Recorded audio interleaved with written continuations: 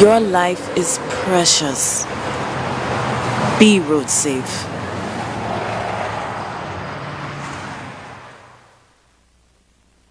I am Ramnaresh Dwarika, inviting you to the program Addiction and Recovery, where we discuss issues relating to alcoholism and drug addiction. Be you an active user or in recovery?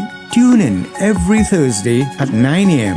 This is an interactive program, and you can call 663-1027 or 663-2335, where we can interact. Join me, Ramnaresh Dwarika, for the program Addiction and Recovery every Thursday at 9 a.m.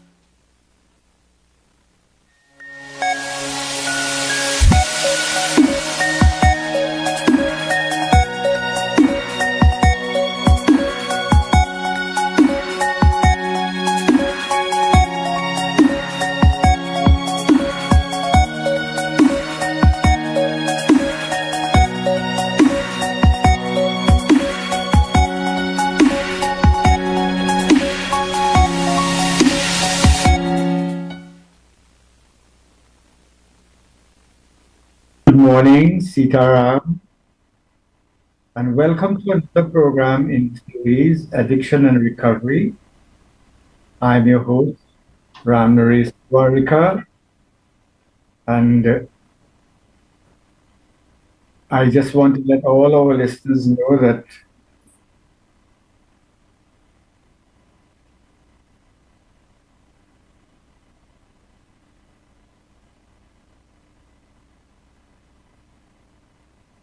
you're on TV Jagriti at 10 p.m. tonight. There's also going to be posted on YouTube and Facebook soon after the program, so that those of you who are unable to stay to listen to the program or to its entirety, you can, of course, come back at a later time and listen to the program on radio and TV, or you can look at it on Facebook and YouTube, and you can post your comments as well. So today I have a very interesting topic.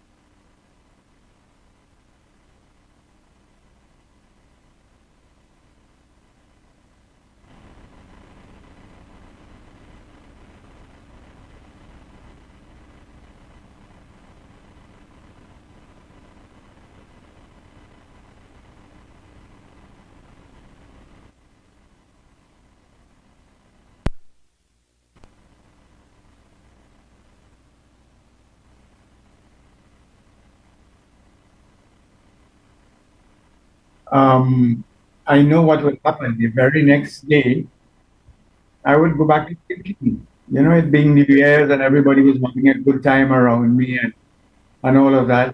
And the people around me not understanding the nature of this disease that is alcoholism, they would have egged me on, all right, take a drink today and from tomorrow you will stop and all of that. So today I want to speak a little bit about, why New Year resolutions fail and why recovery is different. So that,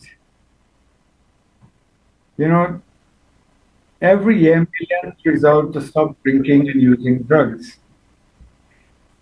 only to find that, they are not able to stay stopped.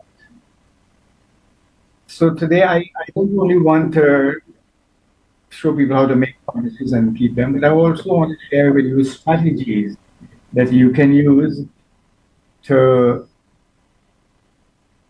make it easier for a person to stop. So that every year millions resolve to stop drinking and using drugs, and most people fail not because they lack the willpower, but because addiction is not a moral problem. Addiction, it's a disease and it's a behavior pattern. so that, it's not a question of willpower. A lot of people who do not understand things, well, once you have the willpower, you could stop. But stopping is one thing. A lot of people stop when they get sick, when they get into trouble, and all of that. But the question is not only stopping, the real challenge is how to stay stopped. And not only how to stay stopped, but how to stay stopped and be comfortable. So that this program is not really about making promises. It's not about promises. It's about practical tools, how to stop and how to stay stopped. But, if it was willpower was enough, then we wouldn't have no time, no use for like support services and support programs and all of those things, recovery programs and all of that. You just decide you just like you turn off a switch. It doesn't work like that. And anyone who is in recovery will tell you that, one of the greatest challenges was in staying stopped, not in stopping so much. So that today I want to look at, first, if you're going to deal with a problem, the most important thing is you have to understand what you're dealing with. So understanding addiction realistically is critical because you can't fix what you don't understand. Whether it be a piece of equipment, machinery, a problem, anything. Unless you understand what you're dealing with, you will really not be able to fix it. So that because addiction affects the brain, it affects the decision-making impulses and control mechanisms in the brain. It affects judgment. It affects reasoning. It affects planning. It also affects the emotions in that it causes shame, it provokes fear and anger. So that if you do not learn how to deal with these without using drugs, then recovery and sobriety will become precarious. It won't last long. You understand? It also affects the behavior in that it causes people to become compulsive and they're repetitive, that in that they're doing the same thing the same way and they're expecting to get different results. Now that is insanity. It don't work like that. You can't do the same thing the same way and expect a different result. I've heard so many people, and I could identify with that. How many times you tell yourself, I'm just going for one drink this time. I will not drink and get drunk this time. I will make sure I put my money one side. I have my drinking money in this pocket. When that finish, I'm going home. I'm carrying the balance for my family. Only to find that I'm borrowing from this pocket now.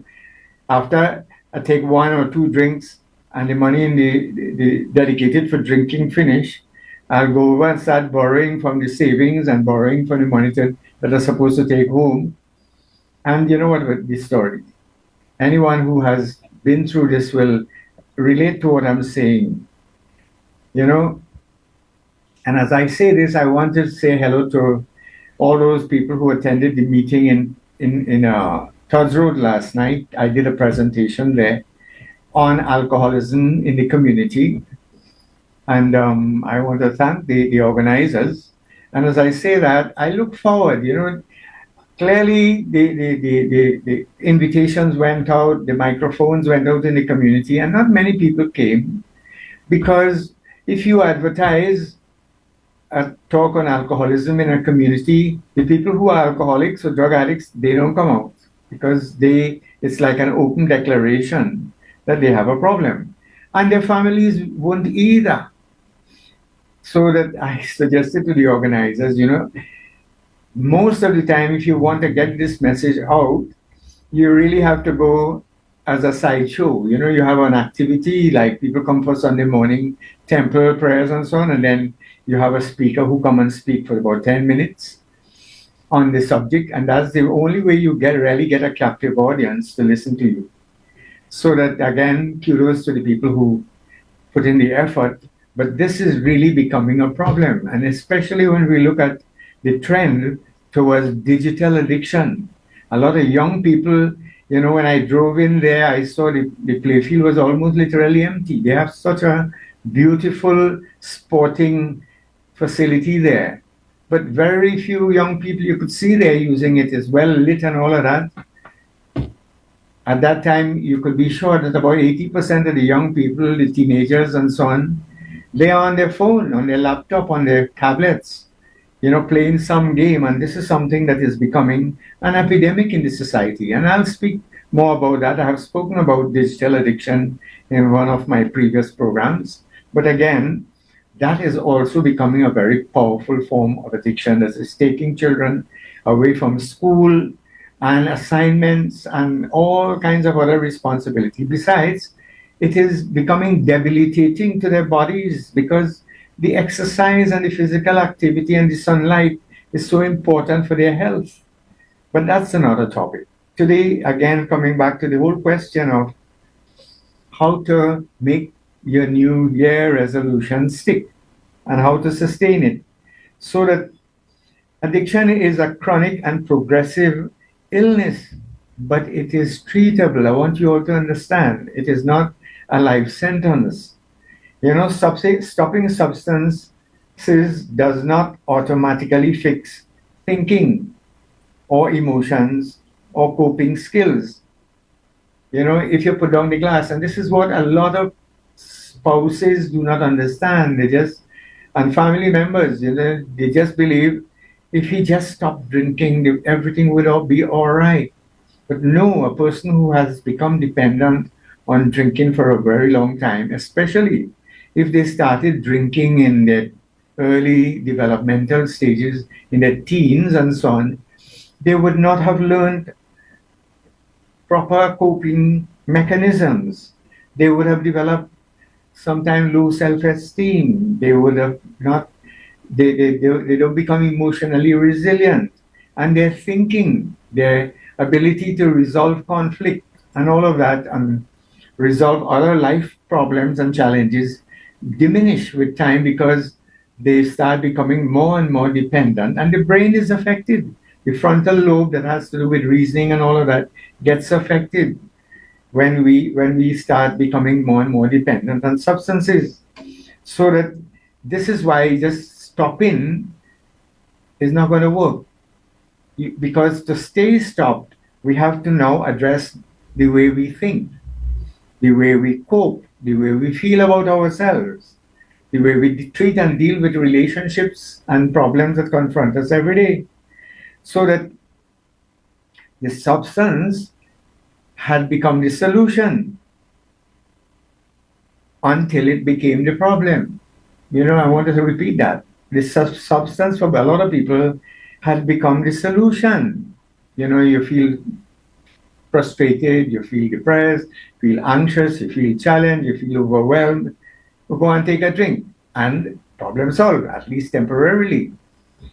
So that eventually the drinking itself becomes a problem when we start losing control and getting ourselves into behavioral problems or criminal activities or driving under the influence or misbehaving, losing our job and so on. Eventually the drinking itself becomes a problem. And if we were using drink to help us cope with other problems, now what do? We drink more to cope with the drinking problem, which is like jumping on a fast, merry-go-round. We can't seem to jump off at the end of the day. So why resolutions alone don't work? Because resolution is based on motivation. But motivation is not a plan. Again, I want to repeat that. Resolutions is based on motivation. You feel motivated, you are encouraged by others and all of that, yes, or by circumstances that might have happened. So you make the resolution. But without a plan, it's not going to work. You understand? So that relying on motivation instead of structure is doomed to fail. Because motivation alone, without support, is not going to work. A lot of people, they want to stop, but they want to do it on their own, in their own way, in their own time. And as a result, they avoid looking for support. They avoid going to groups. They don't want people in the community to know. So they don't go to the AA or any meeting. And a lot of people underestimate their triggers. That is, I've seen people, you stop and after a few days, you want to test yourself. So you go and sit down with the fellas in the bar and they're drinking whatever they drink, the alcohol and so on, and they're buying Malta for you. And after one or two Malta, three Malta, what can you can't drink anymore. And eventually you go back to the day you have a problem that challenges your mind and you don't know how to deal with it, and you go sitting with the fellas in the bar, what is going to happen? You don't even realize when your hand reaching for the drink. So underestimating your triggers always puts you at risk. People who stop drinking, but they still want to align with the old friends. They want to go to the party and the fete and all of that. You see what happens? A lot of time motivation is rooted in some incident. Something bad happened. The police charge you for driving under the influence, or you got in trouble with the law, otherwise into a fight, or you got arrested for some drug offense, or you got into some trouble on the job because of it. And based on that trauma, you may become highly motivated to stop because everybody around you is telling you need to stop. But that the mind, after it is estimated in about 6 weeks, every crisis redefines itself so that your mind starts forgetting the intensity of that trauma, and then you go back to your old habits in a question of time. On the other hand, overconfidence. Some people tell you, I got this now, man. I could handle it. After one or two meetings, yeah, I know. All I have to do is avoid the first drink one day at a time, and stay away from slippery people and places. Yeah, you learn the formulas and so on, but that will only suffice for a little while because you still have to learn the new coping skills. You have to start practicing the new behaviors. You can't, like I said, you can't do the same thing the same way and expect a different result. And then what happens is a lot of people relapse in their mind at first. There's emotional relapse before physical relapse. That is, before they actually pick up that drink, they already relapse in their head. They start thinking about drinking. They start going back to those places and so on, trying to socialize and struggling. It's like swimming upstream when you don't have the drink to support you. So that it is also important to understand the relapse. That relapse is not an event. It's not a situation.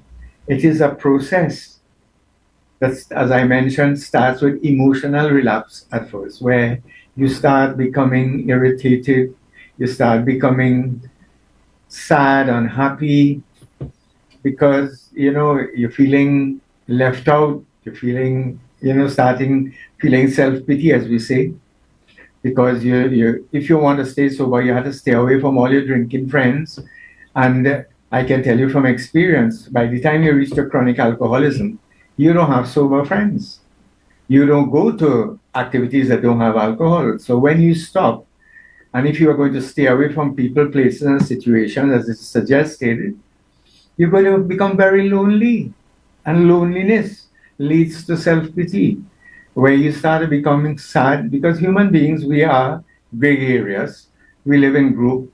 We have difficulty dealing with isolation. In fact, imprisonment is really isolation, and is seen as one of the most severe forms of punishment, is to have a person isolated from their peers, from their group. So this is how it feels. You're not in prison, but you feel like you're imprisoned because of your circumstances, because you can't go back to your old haunts and your old limes and so on. And you're hearing about it, and your friends passing and checking you and so on and inviting you, And a lot of people will tell you when you stop drinking is then you start seeing friends who you wouldn't have seen for a very long time coming to look for you. Because the devil is busy trying to get you to go back. And so you start with the emotional relapse, where you start having now emotional benders, anxiety and depression and all of that, irritability and bad moods and all kind of things. And then that leads to a mental relapse where you start being unable to cope with it. So you start having now physical symptoms, insomnia and feelings of irritability and heart palpitations and all the other things now associated with mental relapse. And eventually if especially you're still frequenting those places and you do not have a support group, it is going to. It's just a question of time. Sooner or later, you're going to relapse physically. So that why I'm saying this is that you can spot a relapse long before it happens. When you start relapsing emotionally, you need to pick it up from then, And this is why in support groups like Alcoholics Anonymous, people have sponsors who can spot it, and you can start dealing with it immediately by getting counseling, there's a program of recovery that is especially designed to deal with this, the 12 step of the Alcoholics Anonymous program, Narcotics Anonymous programs. And in future programs, I'm going to be dealing with those so that relapse doesn't start with a drink or a drug. It starts with isolation and unmanaged emotions. I will repeat that. Relapse doesn't start with taking the drink or the drug. It starts with isolation and unmanaged emotions. That is, you don't want to go to meetings again, and you're having emotional benders, you're getting flying off the handle, as we say. So that the foundation for how to stop using and stay stopped. If you went to AA meetings and NA meetings, you'd hear the old timers suggesting, that the first 90 days of your abstinence, so your staying sober, is most important. And I've often been asked, why 90 days? And another old timer explained to me, well, if you even plant a crop, most crops, okra or corn or any one of those, they from planting to maturity usually takes about 90 days. And he was suggesting, and I'm subject to correction, but suggesting that, we are also part of nature. And from experience, a lot of people, if you could make it for 90 days, then it seems like you have cleared the most critical part, that early stages where you have all these emotional problems and adjustment problems and so on to deal with, is usually you have dealt with it by the time 3 months has elapsed. So first thing is, if you want to stay stopped, you have to remove access to the alcohol or the drugs. So staying out from, we know that one of the main reasons people use alcohol and drugs is accessibility. So you want to distance yourself from where it is available. You don't have it. And this is why for people who are really serious about the recovery, it helps if you could not keep alcohol in the house. I know a lot of middle class, upper class people have their private bar, which they're proud about, and they have a whole selection of antique drinks and all of that, special blends and all that. They like to impress their visitors and friends and so on. Well, that is that for people who really want to sustain the recovery, that's a really, really bad temptation. If you could avoid it, I can tell you, I don't keep alcohol in my house, and I don't serve it to anyone. So that you remove access, because it's like a man in the desert. If he's don't have water, he will actually deal with the thirst better if he knew that water wasn't around. But if his friend walking along him has water, his mind is always going to be going to that bottle. So too, if you have drink and drug in the house, when you can't sleep in the night and all those other situations where you used to use the drug presents themselves, your first thing your mind will go to is to go and take that drink. You understand? So help yourself, make it easy on yourself, get rid of it. So avoiding people, places, and situations where drug is available in the early stages is good advice. It is not that you will not be able to deal with that. I attend invitations. Over the Christmas, I was invited by relatives to a Christmas Eve party, and I went. Yeah, I went early. They had really nice food, and I made sure I had food to eat. And I went to the bar and I had some coconut water. And while I was there, I took the opportunity to observe how the young people were behaving and how they were hiding their drink in disguising it in all kind of blends and so on, mixed substances and so.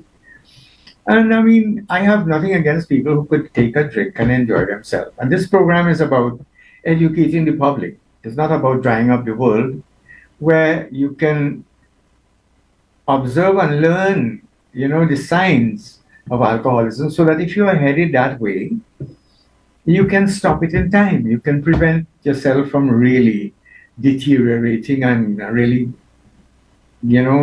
running into serious trouble with your health and with the law and with your family and all of that. So that prevention is always better than cure. But the way to be able to do this is to educate yourself. And that's what this program is about.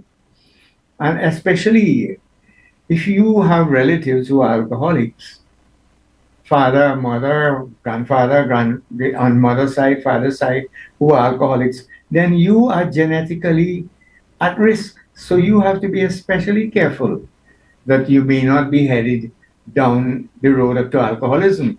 And as I say this, being an alcoholic is not dependent on how much you drink or how often. That only determines where you are on that continuum of progression to full-blown alcoholism, chronic alcoholism. Because everybody who became alcoholic, they started just like you with that one drink occasionally, and then eventually found that when they take one, they wanted another one, and they wanted another one. And that is the hallmark of alcoholism. Once you take one drink and you develop a craving for another, it's a very good sign that you are headed towards alcoholism.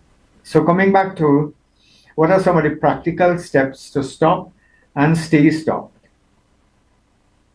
Sometimes some people need medical or professional help initially because, they suffer with withdrawal symptoms, insomnia and depression and anxiety. And as I say that, our first line is to go to our general practitioner, our doctor. And a lot of general practitioners, I'm sorry to say, do not really understand the full nature of alcoholism. Now, psychiatrists do, because they have to study addiction and all of that, mental illness and all of that. But then there's also the danger when you visit a psychiatrist that you might be put on some psychotropic drug. And you can now become dependent on that because you really can't use drugs to treat drug addiction permanently. But drugs is a useful adjunct initially to help. Sometimes some people need, they may need sedatives to help them to deal with the insomnia initially. But there must always be an exit plan when someone is put on psychotropic drugs, how to get them off. And I have in my practice here been dealing with that for years now. People who have become dependent on psychotropic drugs, sedatives, tranquilizers, and now they find they can't come off. But you can use acupuncture and counseling to help people like them. So that for the person in the initial stages of recovery, they have to reintroduce structure in their life. Because when a person is drinking, it's like Sunday could fall on Monday. They don't really have no structure. They sleep all night, wake, or they sleep all day and they wake all night and all kind of thing like that. so that they have to now be helped to reestablish, or retune their biological clock. So you go to sleep at a certain time and you get up at a certain time, because the world has a certain, what is called a circadian rhythm that, every one of us develop, that, encourages us to sleep at a certain time and wake up and so on. And we need to, when you stop using drugs, sometimes you have to get help to establish that sleep pattern. And then, because of the neglect, proper eating habits, food and nutrition is important, because a lot of people neglected themselves and become deficient, malnourished, and all kind of things, become unhealthy. So they have to develop healthy routines as well, where you get up, you get yourself involved, you have a routine like, okay, I get up, I feed my pets, then I look at my plants, and then, or you might get up in the morning first and do your yoga routine like I do, and you pray to your God of your understanding. As Hindus, you throw your gel and all of that, or Christians, you do your meditation. So you develop a routine, and eventually, when you develop a lifestyle that is a healthy lifestyle, staying sober become less and less difficult, because now you are practicing these principles in all your affairs, as is suggested in the AA and NA programs. And a very important formula to live by is to live one day at a time. A lot of times when people are depressed, anxious, they feel sad, overwhelmed, is because they're overthinking. They're telescoping tomorrow and the future into today's life, and they're becoming overwhelmed. Or they're digging up yesterday and history of the past and becoming sad. So that a lot of times our emotion is not really disturbed by what's happening in the present moment. But if once we are disturbed, usually it is because we regretting something from the past, or we are anxious about something in the future.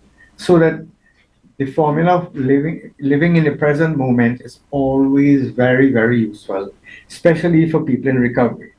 Even when you get the urge, you can tell yourself, you see, right now, I'm not going to take that drink or that smoke. And you put it off, and you would find in a few minutes, the urge lasts just about 7 seconds, it is estimated. Once you have the desire to stop, the urge will only last about 7 seconds. It will pass. But if you do not have the desire to stop, you're not motivated, the urge is going to stay with you and become an obsession. So, again, it is very, very important that, you have a good reason for stopping. It is important, and you can write it down. This is the reason I want to stop. If it be, I don't want to go to jail, or I don't want to lose my family, have that clear in your mind, because that will become your rallying point, So that recovery is not an event. It's not like, I just stopped drinking today. Yes. Yeah, although I stopped one day at a time. But it has to become a lifestyle. It has to be something you practice daily. You get up in the morning, you develop a routine, you pray, ask God to help you to remain sober. And then you get yourself involved in activities that will keep you sober.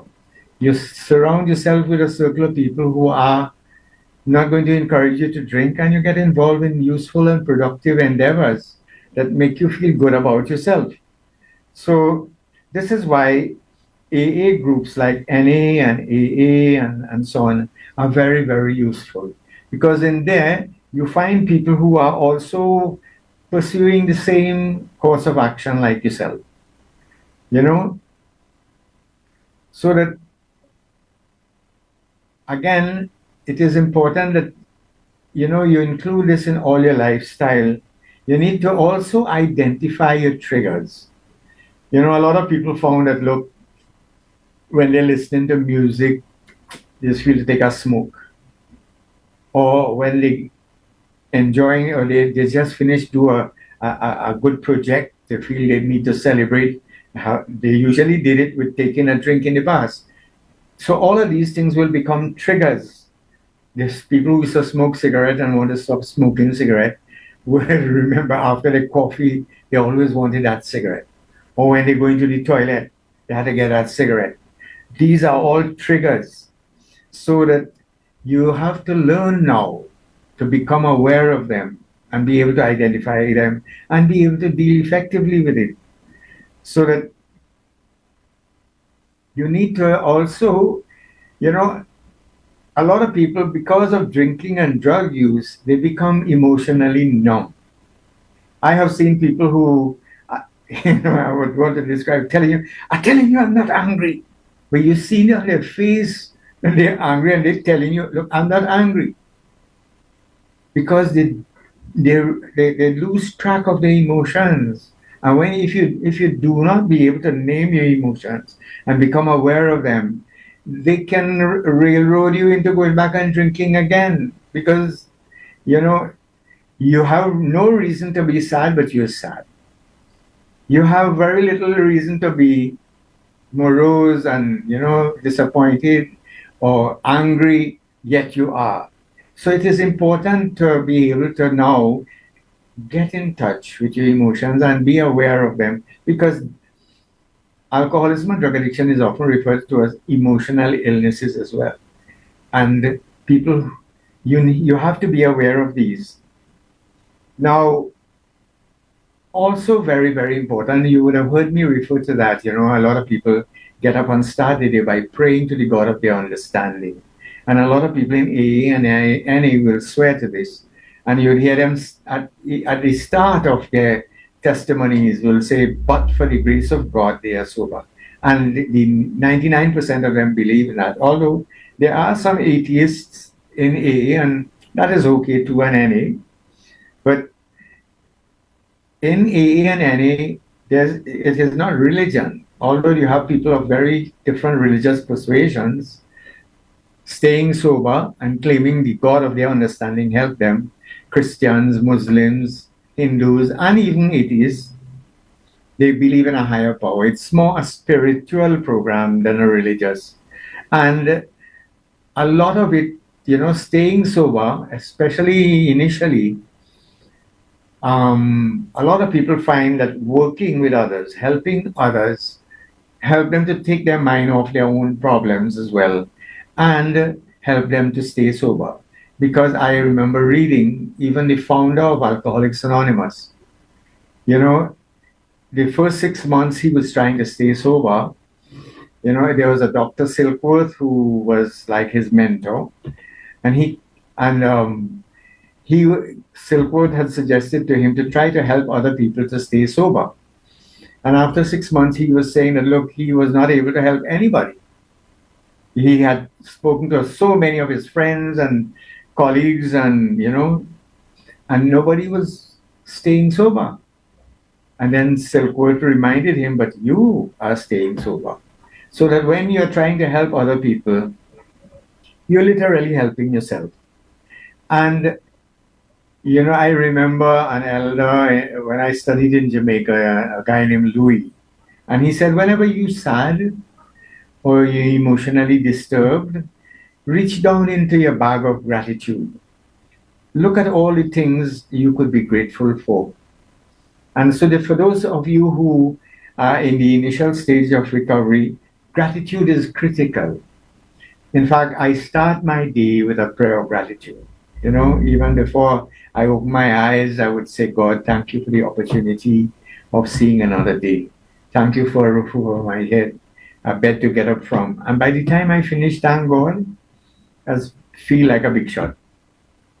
To the extent where today I remind myself whenever I am, sad or depressed or anything like that, it happens sometimes, I remind myself that I need to be more grateful. Because just to be alive is more than enough to be grateful.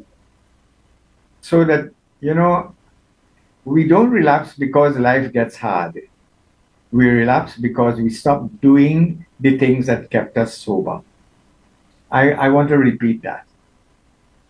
We don't relapse because life gets hard.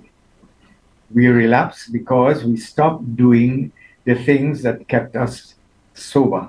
That is going to meetings, eating right, sleeping right, helping others, being honest, humble, making amends, saying I'm sorry when I do wrong. All of those must become a lifestyle.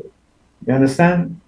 So that we have to learn new ways of dealing with old problems, dealing with the triggers and the high risk situations.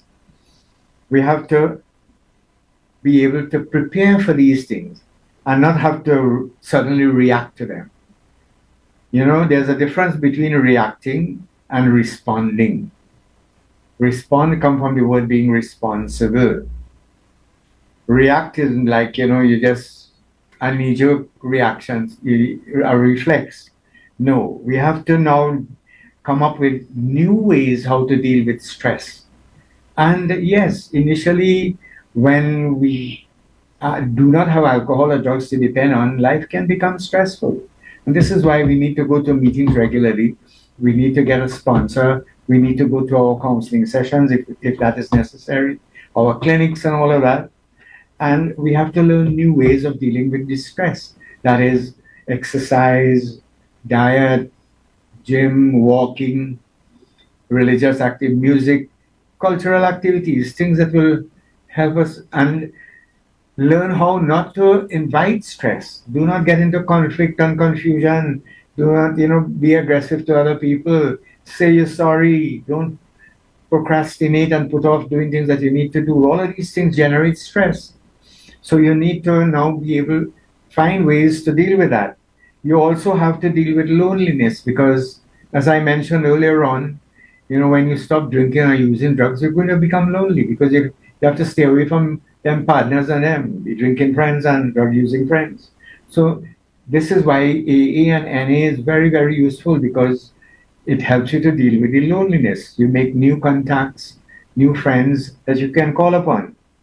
You may also have to stay away from celebrations and so on initially and be able to say no and especially avoid conflict in the home because people you are emotionally connected with, they can push your buttons and you can easily slip. So that it is important for the family members as well to try to avoid conflict with the person who is in recovery. And another thing is boredom. Now that you don't have all the other activities, the river line, the fete match, and all of those things that you used to engage in, you can become very bored. And in my case, when I stopped drinking, I found that I had so much time. And what I chose to do with it, I started to get involved in developmental activities. I always wanted to learn to play music, get involved in singing and all of that. And I was able to do that. I can play a few instruments now. I sing for my own entertainment.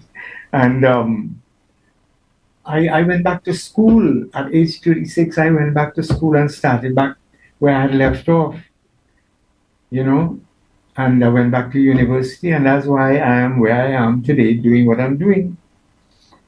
And thank God that I did stop. Now, there is initially for the people who have just stopped, these are few little tips for them, that there's the word called HALT, HALT. The H stands for hunger. You avoid hunger because, I can tell you a lot of times, I've heard people say, boy, if I eat, the food has taken up the drinking space. Because the truth is, when your stomach is full, you really don't feel to drink. Because, physically it's uncomfortable. So that you find people who are drinking, they tend not to eat. They might eat just cutters and so on. Nothing to fill their stomach because they'll vomit. So conversely, if you want to avoid the urges, keep your stomach full. So get up in the morning and have a full breakfast. In between meals, drink water, keep your stomach full, and it will drastically relieve you of the craving for the drug, for the alcohol. Then you avoid conflicts because you avoid anger, A for anger, angry.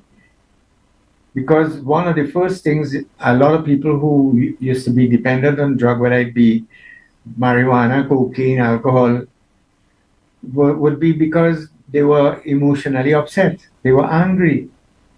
And, you know, they would choose the escape route by drinking and using drugs. And then again, the L stands for loneliness. Loneliness leads a lot of people to self-pity. And, I've heard the saying, in self-pity, a lot of people will tend to say, pour me.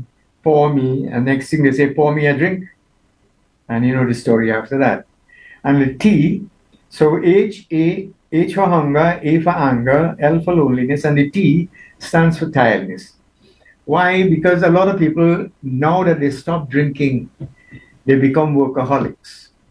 They just to distract themselves, they get into all kind of big projects. They want to build a house now that they didn't build. They want to take the family for holiday. They didn't. And the family sometimes send them on guilt trips, to shame them, remember how much time you promised this and this and that and that and that. And eventually the person feel overwhelmed with the task in front of them. And you know what will happen? It could trigger a relapse. So this is why if you ever went to an AA meeting, you'll see a sign marked easy does it, which means take your time. The Rome was not invented in a day. And it is suggested for people in recovery, in the first year of their recovery, just staying sober, staying drug-free is work enough, is hard enough. So that, I want all our listeners to know that recovery is possible. And it is worth it, because today it is one of the best decisions I made to stop drinking and using drugs. And I could tell you millions of people around the world who have done that can tell you that their life has been drastically changed since they stopped using drugs. And I want to, I know time is always running out on us in my closing messages, to let you know, look, you're not weak. You are human. And we all have different coping abilities and skills. And sometimes, people will flaunt it. Boy, I don't have to go to AA or NA to stop. Look, I just stop when I want, and if I want to take a drink. And yes, some people can do that. But nothing is wrong with, like we say in Trinidad, making sure is better than cocksure.